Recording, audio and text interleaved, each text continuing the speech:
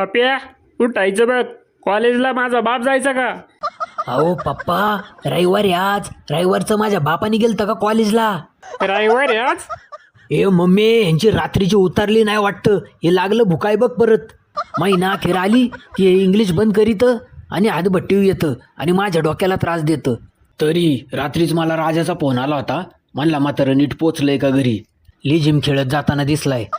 मी हातभट्टी पिल नाही तर इंग्लिश पिल, तुमच्या पैशाची पेतो का बडव्यांनो?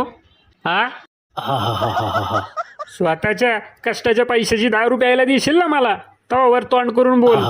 लय शहाणपणा करून नाही बोलायचं बापाशी बोलताना.